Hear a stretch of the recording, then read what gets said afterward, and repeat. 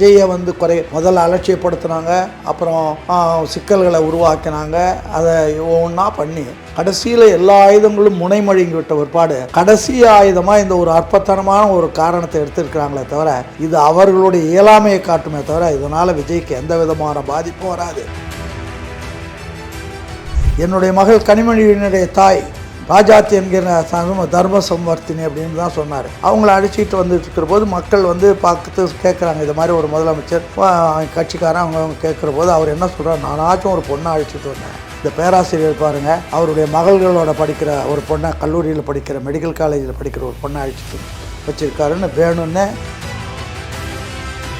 மக்களை ஏமாற்றணும், மக்களை வந்து எப்படி மடையர்களாக்குறது, எப்படி ஊமைகளாக்குறது, எப்படி அவங்களுடைய அந்த ஏழ்மையை பயன்படுத்துறதுன்னு நீ சாராய கடையை திறந்து 10 ரூபா ஒரு குவார்ட்டருடைய காஸ்ட் 10 ரூபா, அதை 160 ரூபாய்க்கு விற்கிற ஒரு ஏடை தான் வாங்குறான். ஒவ்வொரு நாள் அவன் குடிக்கிறான். ஒரு நாளைக்கு ஒரு குவார்ட்டர் குடித்தாலே ஏறக்குறைய மாதத்தில் 5000 ரூபாய்க்கு அவன் குடிக்கிறான். நீ அவங்க வீட்டில் 1000 ரூபா கொடுத்துட்டு ஏமாற்றணும்னு நினச்சா அந்த பொம்பளைங்களுக்கு தெரியாதா?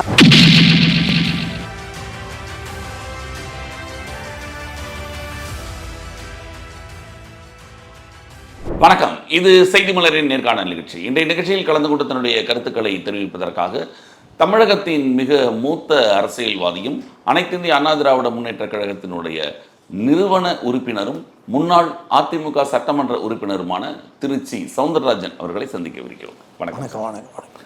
தாவேகா தலைவர் விஜய் அவர்களை சுற்றி ஒரு பிரச்சனை இருக்குது. அவர் குடும்பத்துக்குள்ள பிரச்சனை இருக்குது. அவருடைய மனைவி விவாகரத்து கேட்குறாங்க, அது ஒரு நடிகையுடன் தொடர்பு அப்படின்ற மாதிரி அவங்க விவாகரத்து கேட்குறாங்கன்னு ஒரு பிரச்சனை. இது அவங்களோட தனிப்பட்ட விஷயம். நம்ம யாரும் கருத்து சொல்வதோட உரிமை இருக்கான்னு தெரியாது. ஆனால் சமூக ஊடகங்களில் தொடர்ந்து திராவிட முன்னேற்ற கழகம் மற்றும் எல்லாரும் சேர்ந்து என்ன ஒரு முக்கியமான விஷயத்தை இங்கே சொல்கிறாங்க அப்படின்னா, அது அவங்க தனிப்பட்ட விஷயமாக இருக்கலாம். ஆனால் ஒரு கட்சி தலைவராகவரும் முதல்வராகிறதுக்கு முயற்சிப்பவர், ஒரு கட்சி தலைவராக இருப்பவருக்கு அப்படின்னு தனிப்பட்ட சில தகுதிகள் இருக்குது. அவர்கள் ஒரு ஒழுக்கம் அப்படிங்கிறது மிக முக்கியம் அப்படின்ற மாதிரி நேரடியாக திமுகவோட நிர்வாகிகள் நேரடியாக கருத்து சொல்லாட்டியும் அவர்கள் சார்பாக ஐடி விங்கில் இருந்து சரி, திமுக சார்பான பல்வேறு சமூக ஊடகங்கள் இந்த மாதிரி ஒரு பேச்சாக இருக்குது. முதல்ல ஒரு அரசியலுக்கு வருபவர்களுக்கு ஒரு ஒழுக்கம் நேர்மை வேணும் அப்படிங்கிறத மிக குறிப்பிட்டு சொல்கிறாங்க. நீங்கள் அண்ணா காலத்து அரசியல்வாதிலையும் திமுக படிக்கிறீங்க, அதிமுக படிக்கிறீங்க, உங்களுடைய கருத்து என்ன? திராவிட இயக்கத்தினுடைய அண்ணாவுக்கு பிறகு வந்தவங்களை கணக்கு பார்த்தீங்கன்னா ஒழுக்கத்தை பற்றி பேசினா யாருக்குமே எந்த தகுதியும் கிடையாது, யாருக்கும் கிடையாது.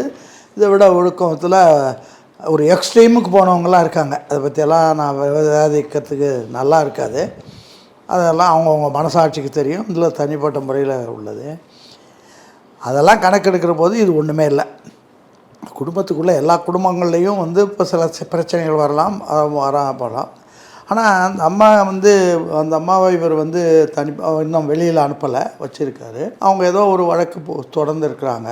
அது வந்து இப்போ யார் அதை நோண்டி விட்டாங்க என்ன, இந்த தேர்தல் நேரத்தில் தேர்தல் வரும்போது அதுவும் ஏப்ரல் 20ஆம் தேதி வர மாதிரி ஒரு சூழ்நிலை உருவாக்கி இதெல்லாம் வச்சுருக்கிறதுக்கு பின்னால் ஒரு மிகப்பெரிய சதித்திட்டம் இருப்பதாக நான் நினைக்கிறேன். நீங்கள் எப்படி நீங்களே நினைக்கிறீங்களா? நானே நினைக்கிறேன். அவங்க தான் இந்த யாரோ தூண்டுதல் பண்ணி இதெல்லாம் ஒரு பெரிய ஏதோ பண்ணால் பெண்கள் மத்தியில் இன்றைக்கி வந்து தமிழ்நாட்டில் பெண்கள் மத்தியிலையும் இளைஞர்கள் மத்தியிலையும் விஜயை வந்து விஜயனுடைய வளர்ச்சி யாராலும் தடுக்க முடியாத அளவுக்கு நிலைமைகள் போயிட்டுருக்கு. இன்னும் இவங்க இப்படி மோசமாக பேச இன்னும் அவங்களுக்கு வந்து அந்த பெண்களுக்கு தாங்களே பாதிக்கப்பட்டது போல் விஜய்க்காக அவங்களே பேச ஆரம்பிச்சிருக்காங்க. நானும் அது பல சோஷியல் மீடியாவில் பார்க்குறேன். பெண்களே வந்து அதெல்லாம் இதை பற்றியெல்லாம் இப்போ பேசுகிறது சும்மா இவங்களுக்கு வேறு வழி இல்லாமல் வேறு இது காரணங்கள் இல்லாமல் இது மாதிரி எடுத்து விட்றாங்க. அது வந்து ஏற்றுக்கொள்ளக்கூடியது இல்லைன்றதை அந்த பெண்களே சோஷியல் மீடியாவில் நிறைய பேர் பேசுகிறாங்க. ஒரு வழக்கை எடுத்து இவ்வளோ தூரம் எடுத்து பண்ணுறாங்கன்னா இவங்களுடைய ஆயுதங்கள், இவங்களை விஜயை வந்து முதல்ல அலட்சியப்படுத்துனாங்க, அப்புறம் சிக்கல்களை உருவாக்கினாங்க. அதை ஒவ்வொன்றா பண்ணி கடைசியில் எல்லா ஆயுதங்களும் முனைமழுங்கி விட்ட ஒருபாடு கடைசி ஆயுதமாக இந்த ஒரு அற்பத்தனமான ஒரு காரணத்தை எடுத்திருக்கிறாங்களே தவிர இது அவர்களுடைய இயலாமையை காட்டுமே தவிர இதனால் விஜய்க்கு எந்த விதமான பாதிப்பும் வராது. இல்லை, ஒரு சமுதாயத்தில் ஒரு ஸ்டேட்டஸ் ஒன்று இருக்கு இல்லையா, அது அவருக்கு ஒரு பாதிப்பு ஏற்படாது. ஒரு அரசியல் கட்சி தலைவராக இருக்கு. இப்போ நான் வந்து இதை நீங்கள் கேட்குற போது நான் இன்னொன்று சொன்னேன்னா இன்னும் அசிங்கமாக இருக்கும், வேண்டியதில்லை. ஏன்டா இதுக்கு முன்னால் இருந்தவங்களுடைய யோகிதாம்சம் என்னென்னா, இது வந்து அவருடைய குடும்பத்தில் அவருடைய மனைவியோடு இருக்கிற பிரச்சனை. அது இல்லாமல் 1000 பிரச்சனைகளுக்கு உட்பட்டவங்களாம் இருக்காங்களே, அதெல்லாம் பிரச்சனை வராமலாக இருந்தது. இப்போ அவங்கெல்லாம் தலைவர்களாகவும் ஆகலையா, தலைவர்களாக இல்லையா? அது வந்து அவங்களுடைய யோகிதாம்சம்லாம் பூரா எடுத்தோன்னா அதை விட ஒரு அசிங்கமானது உலகத்தில் இல்லாமல் இருக்கும். அதனால் இது தனிப்பட்ட முறை சட்டப்படி இப்போ மனைவி துணைவின்லாம் கேள்விப்படுறோம். ஆனால் சட்டப்படி இருந்தாங்க அப்படிங்கிற வெளியில் தெரிஞ்சதுனால ஒன்றும் பிரச்சனை இல்லை. வெளியில் தெரியாமல் இருக்கிறது தான் இங்கே பிரச்சனை அப்படின்ற மாதிரி சொல்கிறாங்க. வெளியில் இது வந்து இது மாதிரி பிரச்சனைகள் சாதாரணன்றது மக்களுக்கு, நம்ம தமிழ்நாட்டு மக்களுக்கு ஏன்டா அப்படிப்பட்டவர்களை தான் கடந்த காலத்தில் ஆட்சியில் இருந்துகிட்டு வந்ததை பார்த்து அதெல்லாம் புரிஞ்சு கேட்டு கேட்டு புளிச்சு போன ஒரு விவகாரம். அதனால் இதில் ஒன்றும் பெரிய விஷயம் இல்லை. நான் என்ன சொல்கிறேன்னா, நான் இன்னொரு இடத்துல கூட சொன்னேன், பேராசிரியர் அன்பழகன் வந்து அவருடைய குடும்பம் ஒழுங்காக நடத்திக்கிட்டு இருந்தார். அவருடைய துணைவியார் ஜெயலட்சுமி அம்மா, அவங்களுக்கு வெற்றி செல்வின்னு பேர், ரொம்ப அருமையானவங்க, நேர்மையானவங்க. அவங்கெல்லாம் வந்து இருந்து குடும்பம் நடத்தியிருந்தாங்க. அவருடைய சரியான வயதில் அந்த அம்மையார் இறந்துடுறாங்க. இறந்த பிற்பாடு அவர் வந்து சூழ்நிலை வந்து என்ன பண்ணுறதுன்னு பார்க்குற போது அவரும் ஒரு அரசியலில் இருக்கிற ஒருத்தர், இந்த ஒருத்தர் அவருக்கு ஹெல்ப் பண்ண வந்து ஒரு ஒரு அம்மையாரை காட்டுறாங்க. அவங்க வந்து ஏற்கனவே திருமணமாகி 4 குழந்தைகளோட ஒரு குழந்தை கல்யாணமானவன் அவனோட அந்த இருக்கிற ஒரு அம்மையாரை வந்து இவருக்கு இன்ட்ரடியூஸ் பண்ணுறாங்க. இவருக்கு மனைவி இழந்தவர் திமுக பேராசிரியர் அன்பழகன் வந்து பண்ணாங்க. ஆனால் அதை வந்து எவ்வளோ கொச்சைப்படுத்தினாங்கன்னு சொன்னால், இப்போ கலைஞர் கருணாநிதி காகிதப்பூ நாடகத்துக்கு வந்த ராஜாத்தி என்கிற தர்ம சம்வர்த்தன் என்பார். சட்டமன்றத்தில் கேட்குற போது கூட ஒரு கேள்வி கேட்குற போது என்னுடைய மனைவி அப்படி துணைவின்னு கூட சொல்லலை. என்னுடைய மகள் கனிமொழியினுடைய தாய் ராஜாத்தி என்கிற தர்ம சம்வர்த்தினி அப்படின்னு தான் சொன்னார். அவங்கள அடிச்சுட்டு வந்துட்டு இருக்கிற போது மக்கள் வந்து பார்த்து கேட்குறாங்க, இது மாதிரி ஒரு முதலமைச்சர் கட்சிக்காரன் அவங்க கேட்குற போது அவர் என்ன சொல்கிறார், நானாச்சும் ஒரு பொண்ணை அழைச்சிட்டு வந்தேன், இந்த பேராசிரியர் பாருங்கள் அவருடைய மகள்களோட படிக்கிற ஒரு பொண்ணை, கல்லூரியில் படிக்கிற மெடிக்கல் காலேஜில் படிக்கிற ஒரு பொண்ணை அழைச்சிட்டு வந்து வச்சுருக்காருன்னு வேணும்னு. அதாவது அவங்க ஏற்கனவே அவரை அவரோட இணைந்தவர்களுக்கு வயது அப்போயே 45 46, 4 குழந்தைகளுக்கு தாய், இன்னும் சொல்ல பாட்டி கூட. அவங்கள வந்து உங்களுடைய மகளுடைய படிக்கிறவங்கன்னு சொல்லி அன்பழகன் அவரும் அப்போல்லாம் இணைஞ்சு தான் இருந்தாங்க. அந்த நேரத்துலேயே ஒரு பழி போடுற மாதிரி. ஆமாம், அப்போ இணைஞ்சிருந்தான். ஆனால் வந்து அன்பழகன் வந்து நான் இந்த இயக்கம் நான் வந்து திமுகவில் 52லேருந்து இருந்தேன், அண்ணாவோட இருந்தேன். திமுகவில் பொதுக்குழுவில் தமிழ்நாட்டிலேயே அதிக ஓட்டு வாங்கினவன் நான் தான். அப்படியெல்லாம் இருந்தேன். பேராசிரியரோட அணுக்கமாக இருந்தேன். அவங்க வீட்டிலே 10 வயதுலேருந்து அவங்க எங்கள் வீட்டுக்கு எதிர் வீடு தான் அவங்க.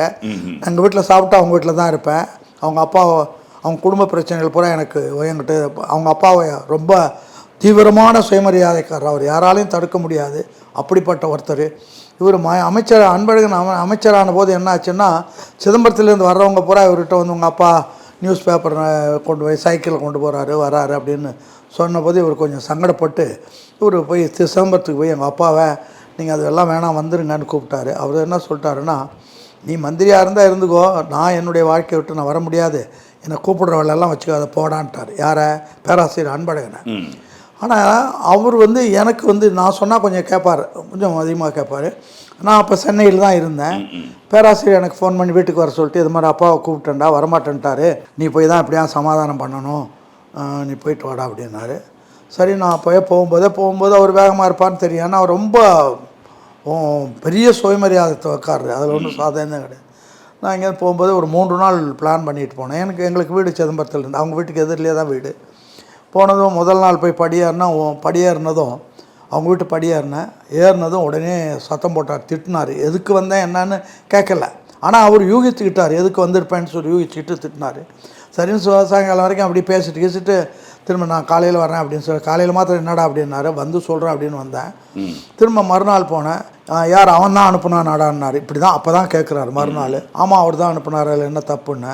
அவனுக்கு ரொம்ப கஷ்டமாக இருந்தால் சொல்லு, நான் வந்து இன்னொருத்தவங்க வீட்டில் வந்து சோறு சாப்பிட்டு அங்கெல்லாம் இருக்க முடியாது, என்னுடைய சுயமரியாதைக்கு அது இடம் தராது, அதனால் இருக்க மாட்டேன், ஒன்றா சொல்லு, நான் வேணா மாத்திரை வாங்கி சாப்பிட்டுறேன்டான்ட்டார். என்ன இப்படியெல்லாம் பேசுகிறீங்களேன்னு சொல்லிட்டு அன்றைக்கி சாயங்காலம் வரைக்கும் பேசிவிட்டு, இதெல்லாம் சரி பேசியாச்சு, 2 நாளாக உங்கள் நாடகம் நடத்திட்டீங்க, நாளைக்கு நான் வந்து ஒரு முடிவு சொல்லுவேன், நீங்கள் அதை ஏற்றுக்கணும் அப்படின்னேன். என்னடா சொல்லுவேன், நான் சொல்கிறேன், நாளைக்கு காலைல வந்து சொல்கிறேன், கம்மன் இருங்கன்னு சொல்லிட்டு வந்துட்டேன். மறுநாள் போனேன். அவர் வந்து நியூஸ் பேப்பர் ஏஜென்ட்டு, பூரா பத்திரிக்கை என்கிட்ட கொடுத்துருங்க, நான் இங்கே ஒரு ஆள் போட்டு நடத்தி உங்களுக்கு நான் வந்து 71 வந்து நான் வந்து உங்களுக்கு மாதம் 300 ரூபா அனுப்ப சொல்கிறேன், அதை நீங்கள் உங்கள் மருமகிட்ட கொடுத்துட்டு அதுக்கு பிறகு நீங்கள் சாப்பிடுங்க, அங்கே இருந்துக்குவாங்க, உங்களுடைய தன்மானமும் காப்பாற்றப்படும், அவருடைய ஆசையும் நிறைவேற்றப்படும். யாரா 300 கொடுப்பாங்கன்னா அதை பற்றி நீங்கள் கவலைப்படாதீங்க நான் கொடுக்க சொல்கிறேன் அப்படின்னு சொல்லிட்டு அங்கே என்னுடைய பிரதர் அங்கே இருந்தார், அவர் அண்ணாமலையில் ப்ரொஃபஸராக இருந்தார். அவர்கிட்ட இதெல்லாம் எடுத்து கொடுத்து இதை நீ நடத்தி அவருக்கு எப்படியாவது 300 ரூபா அனுப்பு, குறைஞ்சிச்சு வருமாய் வரலன்னு குறைஞ்சிச்சின்னு குறைச்சிடாத, குறைச்சா என்னகள் நான் தந்துடுறேன், ஆனால் அவருக்கு 300 அனுப்பிடு அப்படின்னு சொல்லிட்டு அவர் அழைச்சிட்டு வந்து அப்படிப்பட்ட தன்மான சிங்கம் அந்த ஃபேமிலி, அன்பழகனுடைய ஃபேமிலி. அவர் அவர்கிட்ட இந்த கட்சி பிரிஞ்ச போது நான் சொன்னேன், அப்போ ரொம்ப நெருக்கமாக இருந்தேன். நான் சொன்னேன், அண்ணே நீங்கள் தான் ஆலந்தூர் கூட்டத்தில் போய் ரோஜாப்பூ மாலை நாறு அதெல்லாம் பேசுனீங்க, இப்போ நீங்கள் நினச்சாதான் இந்த கட்சியை காப்பாற்ற முடியும், இல்லைன்னா இந்த கட்சியை காப்பாற்ற முடியாது, உடஞ்சிடும் அப்படின்னு. நீ இப்படியே சொன்னார். 2 பேரும் திருடனுங்கடா, நான் என்னாலலாம் இந்த மாதிரியெல்லாம் இந்த கட்சியெல்லாம் நடத்துகிற வேலைலாம் எனக்கு ஆகாத வேலை, எவனா எப்படியாச்சும் போகட்டும் நான் அப்படின்னாரு. அப்போ அவங்க அப்பா சொன்னார், நீ என்னை கூப்பிட்டாரு. அப்போ அந்த பக்கத்தில் தான் இருந்தார், அவர் சோஃபாவில் உட்காந்துருப்பார். நீ இவங்ககிட்ட ஒன்றும் சரியாக வரமாட்டான், நீ போய் எம்ஜிஆர் கூட சேர்ந்துருன்னு அவர் தான் சொன்னார். யாருடைய அன்பழகனுடைய அப்பா 72 அதிமுக போகும்போது என்ன போய் அப்போ கூட்டுறது. அப்படியெல்லாம் ஒரு சுயமரியாதை, ஒரு தன்மானம், குடும்பம், ஒரு ஒழுக்கமான ஒரு குடும்பத்தில் இவர் வேணும்னு இவர் பண்ண தப்புக்கு, கருணாநிதி பண்ணியிருக்கிற தப்புக்கு அவர் இயற்கையாக ஒரு மறுமணம் பண்ணிக்கிறதோ, திருமணம் பண்ணி குழந்தை இருக்கிறவங்க, டைவர்ஸ் ஆனவங்க, அவங்கள பண்ணிக்கிட்டதை ஒரு பெருசாக எடுத்து விளம்பரம் பண்ணினாங்களே, அப்படிப்பட்ட பரம்பரை அது. அதனால் நீங்கள் அந்த பரம்பரையை நம்ம விளக்க வேண்டிய அவசியம் இல்லை. அதுக்காக இவர் பண்ண தப்புன்னு நான் சொல்ல மாட்டேன். இவங்களுக்குள்ளே எப்படி பிரச்சனைனா அதுக்குள்ளே நம்ம போக முடியாது, அது தனிப்பட்ட பிரச்சனை அவங்களுக்குள்ளே தீர்த்துக்க போகிறாங்க. அதில் என்ன தப்பு, எல்லா குடும்பத்திலையும் இருக்குது. நம்ம குடும்பத்தில் ஒவ்வொருத்தரும் இப்போ நம்ம குடும்பத்தில் கூட கணவன் மனைக்குள்ளே சண்டை வரும். அப்புறம் நான் எங்கள் அம்மா வீட்டுக்கு போகிறேன், எங்கள் அப்பா வீட்டுக்கு போகிறேன், சரி இது கரெக்டாக நீங்கள் சொல்கிற இந்த தேர்தல் நேரத்தில் இந்த விஷயம் வெளியில் அது வேணும்னு அவங்க எல்லா முறையும் பார்த்துட்டாங்க. இன்னும் சொல்லி அளவுக்கு அதிகமாக இப்போ மாதம் 1000 ரூபா கொடுக்குறது, இந்த 2 மாதம் ப்ளஸ் 3 மாதம் ப்ளஸ் 2000 கொடுக்குறாரு. முதல்ல நான் போனதும் உடனே தரேன்னு 1000 இருக்குது, அது 27 மாதமாக கொடுக்கலன்னு சாதாரணமாக காலனியில் இருக்கிற பெண்கள் என்கிட்ட சொல்கிறாங்க. 27 மாதத்தை ஏமாற்றிட்டு இப்போ விஜய் வந்ததும் எங்களுக்கு கொடுக்க ஆரம்பிச்சிருக்காரு அப்படின்னு இப்படியே சொல்கிறாங்க. இவர் கொடுக்குறது விஜய்க்கு ஃபேவரபுளாக போகுது மக்கள் மத்தியில். உண்மை தெரிஞ்ச மக்கள் அதை ஏற்றுக்கொள்கிறாங்க. அந்த உண்மையை மக்கள் மத்தியில் கொண்டு போனால் இவங்க அன்பாப்புலர் ஆகிடுவாங்க, இன்னும் அன்பாப்புலர் ஆகிடுவாங்க. ஆக இப்போ இருக்கிற நிலைமைகள், இப்போ நேற்று அந்த டெல்லி இவங்களுக்கு எதிரி, இவங்களாவே உருவாக்கிக்கிட்ட எதிரி தான் பிஜேபி. அண்ணா காலத்துலேயும் இதுக்கு முன்னாடியும் இங்கே யாரும் வந்தது கிடையாது. இன்னும் சொல்லப்போனால் நான் திருச்சியில் இருக்கிற போது இந்து முன்னணி ராமகோபாலன் ஒரு கூட்டம் போட்டார். நான் சொன்னேன், எஸ்பி கிட்ட சொன்னேன், ஐயா கூட்டம் போட்டு நடத்தி ஒரு பெரிய அசம்பாவிதம் நடந்துடும், நீங்கள் கூட்டத்துக்கு பர்மிஷன் கொடுத்து இது மாதிரி பண்ணாதீங்க, பெரிய விவகாரம் வந்துடும்னு சொன்னதும் அவர் சொல்லிட்டார். அவர் புரிஞ்சுக்கிட்டார், எஸ்பி புரிஞ்சுக்கிட்டு அவரை அவங்கள கூப்பிட்டப்பா இங்கே கூட்டம் நடத்தி இது பண்ணாதீங்க, இது பெரியார் பூமி, நீங்கள் 82 அப்படின்னு அனுப்பிவிட்டேன். அப்படி தான் இருந்தது. இவங்க அண்ணா மறைஞ்ச பிற்பாடு தேர்தலில் ஜெயிக்கிறதுக்காக கண்டவங்களை கூப்பிடுறதுக்கு, அவங்களோட சேர்றதுக்கு அப்படின்னு போனாங்களே தவிர பதவி முக்கியம். இது ஜெயலலிதா கூப்பிட்டு வந்தபோது இவர் நோட்டீஸ் அடித்து ஓட்டினார், பண்டாரம் பரதேசினார். அப்புறம் அந்த பண்டாரம் பரதேசி காலிலே போய் விழுந்து கூப்பிட்டு வந்தாங்க. சரி, அதுதான் கூப்பிட்டு வந்தீங்களா, அதுக்கு பிறகு அந்த வச்சுக்கிட்டு ஏதாவது தமிழ் மக்களுக்கு பண்ணியிருக்கீங்களா? ஒன்றும் பண்ணலை. நீங்கள் லஞ்சம் வாங்கிறதுக்கு, ஊழல் பண்ணுறதுக்கு, கொள்ளையடிக்கிறதுக்கு அவங்க அந்த ஸ்தாபனத்தை நீங்கள் பயன்படுத்திக்கிட்டீங்களே தவிர, இப்போ கச்சத்தீவு போச்சு, அதை பற்றி அந்த 17 வருஷம் நீங்கள் டெல்லி ஆட்சி படத்தில் நல்லா பவர்ஃபுல்லாக 17 வருஷம் இருந்து 17 வருஷத்தில் எந்த காரியத்தை தமிழகத்துக்காக இவங்க பண்ணி இந்திரா காந்தி அவர்கள் கொடுக்கும்போது ஆட்சியில் இருந்தது. ஆமாம், இதுக்கு ஆட்சியிலேருந்து திமுக கருணாநிதி தான். அன்னைக்கே சொல்லியிருக்கலாம், இல்லை அன்னைக்கே வழக்கு போட்டு தடுத்து இருக்கலாம். தடுக்க முடியல. ஏன் காரணம்னா உன் பேரில் சர்க்காரியா கமிஷன் ஊழல்லாம் வந்துடுச்சு. அதுலேருந்து எப்படியாவது தப்பிக்கிறதுக்கு தமிழ்நாட்டில் எது கொடுத்தாலும் கொடுத்து போட்டோன்ற உள்ளுணர்வோடு கொடுத்துட்டு சைலண்ட்டாக இருந்தீங்க. இதே மாதிரி ஒரு பிரச்சனை அது நேருனுடைய காலத்தில் மேற்கு வங்காளத்தில் டாக்டர் பிசி ராய் இருந்தார். அவர் இருந்தபோது அங்கே பெர்பாரின்ற ஒரு இடத்த வெஸ்ட் பெங்காலில் கொடுக்கறதுக்கு நேரு முயற்சி பண்ணபோது அந்த ராய் கூப்பிட்டு, நேரு கூப்பிட்டு, இவர் முதலமைச்சர், அவர் பிரதம மந்திரி கூப்பிட்டு, mister Nehru mind your business, உன் வேலையை போய் பாரு, இதெல்லாம் இந்த வேலை இங்கே வச்சுக்கோதான்னு துரத்தி விட்டார். அதுக்கு பிறகு அது சுப்ரீம் கோர்ட்டில் போய் இது முடிஞ்சு அது வந்துடுச்சுன்னு வச்சுக்கோங்க. அது மாதிரி நீ தடுக்கிறத விட்டு சும்மாவே பேருக்கு நானும் சொன்னேன் நீனும் சொன்னேன் அப்படின்ட்டு இருந்தால் இதெல்லாம் என்ன வேலை? இது உங்களை அதோட மக்களை காப்பாற்றணும் அப்படின்னு ஒரு அரசாங்கத்தில் ஒரு கவர்மெண்ட்டுன்றது ரூலிங் பார்ட்டி, அப்போசிஷன் பார்ட்டி இருக்கணும். அப்போசிஷன் வேலையை செய்யணும். இங்கே இருக்கிற அப்போசிஷன் வேலையே செய்யலை. இவங்க ரூலிங் பார்ட்டிக்கு லாலி பாடுறவங்களாம் போயிடுறாங்க. அப்போ ஜனநாயகம் தழைக்கணும்னா நல்ல பவர்ஃபுல் ஆட்சி இருக்கணும், பவர்ஃபுல் அப்போசிஷனும் இருக்கணும். அண்ணா கூட 67 என்ன சொன்னாருன்னா, நான் பவர்ஃபுல் அப்போசிஷனாக வரணும்னு நினச்சேனே தவிர இப்படி ஆளுங்கட்சியாக வரணும்னு நான் நினைக்கல அப்படின்றதான் சட்டமன்றத்திலே சொல்கிறார். காங்கிரஸ்காரங்க கொஞ்சம் பம்புறப்போ சொன்னார், நான் வந்து ஆட்சிக்கு வரணும்னு வரல, மக்கள் என்கிட்ட கொடுத்துட்டாங்க, நீங்கள் இந்த தடவை போய் மக்கள்கிட்ட பிரச்சாரம் பண்ணி இன்னும் வாங்க, நீங்கள் அடுத்த தடவை வாங்க, நான் வரவேற்கிறேன்றார். யார்? அண்ணா முதலமைச்சராக இருந்துட்டு எதிர்கட்சிக்காரங்களே நீங்கள் வாங்க, முதல் நீங்கள் அடுத்த ஆளுங்கட்சியாக நீங்கள் வாங்கன்னு கூப்பிடுறாரு. அப்படி இருந்த ஒரு ஜனநாயகம் இன்றைக்கி வந்து எப்படியா பதவியில் ஒட்டிக்கிட்டு இருக்கணும், அதில் கொள்ளையடிக்கணும், பண்ணணும், மக்களை ஏமாற்றணும், மக்களை வந்து எப்படி மடையர்களாக்குறது, எப்படி ஊமைகளாக்குறது, எப்படி அவங்களுடைய அந்த ஏழ்மையை பயன்படுத்துறதுன்னு நீ சாராய கடையை திறந்து 10 ரூபா ஒரு குவார்ட்டருடைய காஸ்ட் 10 ரூபா, அதை 160 ரூபாய்க்கு விற்கிற ஒரு ஏடை தான் வாங்குகிறான். ஒவ்வொரு நாளும் அவன் குடிக்கிறான். ஒரு நாளைக்கு ஒரு குவார்ட்டர் குடித்தாலே ஏறக்குறைய மாதத்தில் 5000 ரூபாய்க்கு அவன் குடிக்கிறான். நீ அவங்க வீட்டில் 1000 ரூபா கொடுத்துட்டு ஏமாற்றணும்னு நினச்சா அந்த பொம்பளைங்களுக்கு தெரியாதா? இல்லை, அதெல்லாமே அந்த மக்களுக்கு புரியும் நினைக்கிறீங்களா? புரியும், நிச்சயமாக புரியுது. இப்போல்லாம் கொஞ்சம் விளங்க, அந்தந்த வீட்டில் கொஞ்சம் படித்தவங்க பசங்க அவங்கவுங்க தவிர இருக்காங்களே, விளங்குது. இன்னும் விளக்க வைக்க வேண்டியது எதிர்கட்சிகளினுடைய கடமை. அவன் தான் போய் அங்கே போய் லாலி பாடுறதுக்கு போயிட்டானே, அதுதான் இப்போ நான் இவர் செய்யணும். யார்? விஜய் வந்து அந்த காரியத்தை எடுத்து மக்கள் மத்தியில் கொண்டு போக வேண்டியது. இன்னும் கொண்டு போனால் ஸ்ட்ராங்காக அந்த மக்கள் நம்ம இன்னும் சொல்ல போனால் இப்போ சாராயம் வந்ததுனால ஒவ்வொரு குடும்பத்திலையும் ஒருத்தராச்சும் வந்து தாலி ஆரம்பிச்சிருக்காங்க. தமிழ்நாடு புறம் அந்த வீட்டில் இருக்கிறவங்களுக்கு தெரியல, எதனால் நம்ம புருஷன் இப்படி பண்ணால், எப்படி வீணாக போனால், எப்படி நம்ம குடும்பம் அழிஞ்சது தெரியாமலா இருக்குது. நீங்கள் என்னைக்கு இந்த மக்களில் வந்து பெரும்பகுதி, அதாவது ஒரு மிடில் கிளாஸ் கீழே இருக்கிறவங்களில் ஒவ்வொரு குடும்பமும் அதனால் பாதிக்கப்பட்டிருக்கு. ஒவ்வொரு நம்முடைய இளைஞர்களெல்லாம் வந்து திசை திருப்பப்பட்டிருக்காங்க. அவங்கெல்லாம் ஒன்றும் அதுக்கு அவங்க என்ன காரணம் சொல்கிறாங்கன்னா, இந்த பக்கம் கேரளா இருக்கு, அங்கே வந்து மதுவிலக்கு கிடையாது, இந்த பக்கம் ஆந்திரா இருக்கு, மதுவிலக்கு கிடையாது, இந்த பாண்டிச்சேரி இருக்கு, மதுவிலக்கு கிடையாது. அப்போ பக்கத்தில் இருக்கிற மாநிலங்களில் கர்நாடகா இருக்கு, இங்கே சுற்றி இருக்கிற எல்லா இடத்துலையும் மதுவிலக்கு இல்லாதப்போ கள்ளச்சாராயம் உடனடியாக உள்ளே வந்துடும். நான் கேட்குறேன், அடுத்த வீட்டில் பக்கத்து தெருவில் விபச்சாரம் பண்ணுறான், நீ பண்ணுறியா? அதை எப்படி தடுக்கிறது, அதை எப்படி நீக்கிறதுன்னு முயற்சி பண்ணணுமே தவிர, சரி அதே சாராயம் அதுக்கு முன்னாடி அங்கேயே இருந்துகிட்டு இருந்தது. அப்போல்லாம் காமராஜர் ஆட்சி இல்லையா, அண்ணா ஆட்சி பண்ணலையா? நீ மாத்திரம் காரணத்தை தேடி எடுத்துக்கோரிய தவிர, அதாவது என்னன்னா, திமுகவில் இருந்த இளைஞர்களை பூரா அண்ணா வந்து பெரிய போர் வீரர்களாக தயாரித்து வச்சுருந்தார். ஆட்சி அண்ணா மறைஞ்சார், அதுக்கு பிறகு உடனடியாக எப்படி காசு பண்ணுறது, பணம் பண்ணுறது, எப்படி பண்ணுறதுன்னு பார்த்தா கட்சியில் இருக்கிறவங்க பூரா ரொம்ப நேர்மையாக ஒழுங்காக போர் வீரர்களாக இருக்கிறாங்க. இன்னும் சொல்லப்போனால் கட்சியே அண்ணா உருவாக்கின கட்சியில் என்னென்னா, தலைமை பார்த்து எந்த விஷயமும் முடிவெடுக்க முடியாது. கீழ்மட்டத்திலேருந்து வரணும், மாவட்ட கழகம் முடிவெடுக்கணும், பொதுக்குழு முடிவெடுக்கணும், செயற்குழு முடிவெடுத்து அப்படி தான் பண்ணணும். இன்னும் தேர்தலில் சீட்டு தர்றதே திமுகவில் தலைமை கழகத்தில் சீட்டு கொடுக்குற வேலையே கிடையாது. ஒரு சீட்டு கூட தலைமை கழகம் கொடுக்கறதில்ல.